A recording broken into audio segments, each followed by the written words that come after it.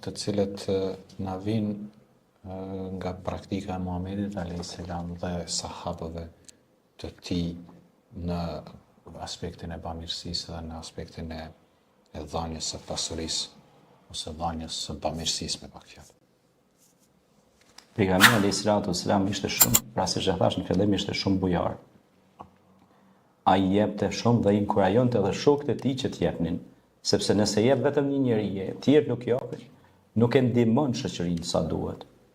Por nëse promotori kryesor, pra ishte vetë Muhamedi a.s. që jepte, mirë po inkurajonte edhe shokët e tij që të japin. Mesin e tyre ishte Ebu Bekri, Omeri, Uthmani, Aliu, radiallahu anhuma. Zoti qoftë i kënaqur për tyre. Kemi në shembull Ebu Bekri e dha gjithë pasurinë e tij për Zotin. E shpërndau. Omeri kishte dhënë gjysmën e pasurisë. Dhe çfarë ndodhi? Kur e pyetën Ebu Bekrin, "O Ebu Bekër, çka i le familjes tonë, çka i le njerëzve tu?" Tha, "Ja lash Allahun dhe dërgumin e tij." Po shiko sa interesant. Pastaj tek nesërmen dilte në pazar e shihje ka shet speca, banane si me thonë kështu, të morë me tregti. Kryeministri i vendit jepte, i ndihmonte të varfrit, të moshuarit, ndikëpuarit, bënte vepra çka Allahu është i kënaqur me to. Nesërmen e shishe ka puna. E i shtoi te Allahu pasurinë vazhdimisht, i rriteshin asetet, i rriteshin të mirat materiale dhe ishte një ndër njerëzit më të pasur të asaj kohe. Llogarit. Pra një ndër njerëzit më të pasur të kohës, një po një ndër njerëzit më dërdhënës të kohës. Tashi, gjithë ata që duan me hecë përpara me bizneset e tyre, me bamirës, me kompanit ose me firma, fabrika, çka do që kanë, që ku kanë çelësin e suksesit. Një thalë, shembull, Ebu Bekri. Merrne, studione biografinë e Ebu Bekrit, lexone në pika të shkurta, nëse doni me kanë sipërmarrës të suksesshëm.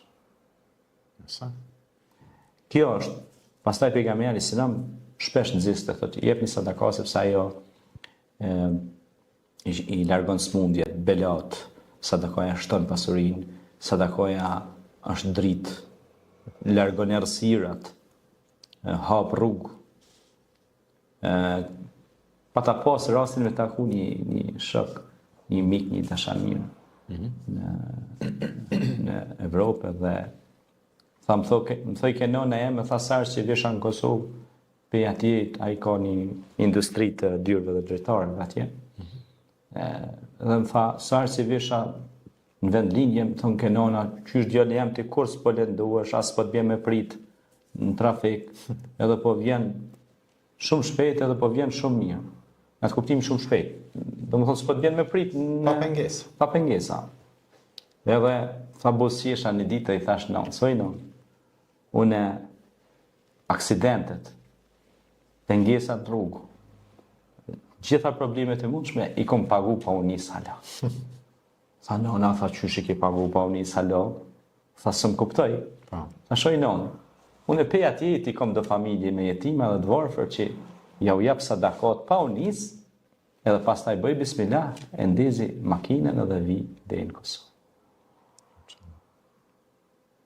Sa i kom pas dhe shok të mi, tha, tonë rrugën u ankojshin, kem pengesa në rrugë, në ndodhë në aksident, në ndodhë në i bela, në i kabahat, në i sam, e për qa, ku jeni me jetimin, me dvarfrin, me nevojtarin, me të smurin, vallahi, s'kem, që s'ki. Keren 200-300.000 euro e pas këtë mirë. We will be honest, si thonë anglisht, do t'jemi të sinqert. Pasuri, si s'ja diskejnë materiale, a thu s'kam? Po, thuj ti s'kam, po edhe që ato ta merë Zoti. Edhe jetë edhe për që ata.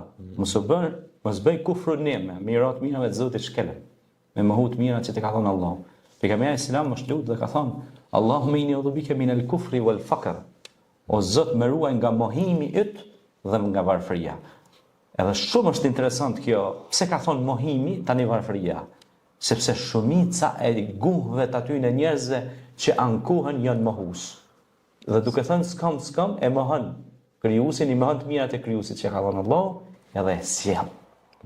E bjen, s'kam janë. Kurse kur thuhet alhamdulillah, faleminderit Zot, o Zot falenderoj për çdo të mirë, ta ka dhënë këmbë, durt, syt, ti ka dhënë të na këto të mira, mas pori nisën bazë. E nëse thue falenderoj Zot, la in shakartum la azidannakum. Thot Zoti në Kur'an, do të jeni pi falënderuesve, do t'u ashtoj të mirat. Prandaj ky vllau më dha një mesazh të bukur, Zoti nderoft. Po i kishte dhënë Zoti shumë pasuri, edhe materiale, edhe gjitha të mirat e Zotit në një qytet, për qyteteve më të zhvilluara në Gjermani, kishte firmën midis qytetit. Kujtat Zoti ja mundson. E më, kur e pash në shikim të parë, më do kësi një njeri shumë i thjesht, ha? Mirë po, kur e shikoj, ishte një njeri me një zemër shumë të madhe. Një zemër shumë të madhe. As nuk praçite që unë jam namazdi i madh, ose unë jam për kaposht të madh, ose me ndalë saft por aty. Jo. Njeri i thjesht. Me kam të. Subhanallah. Mirë.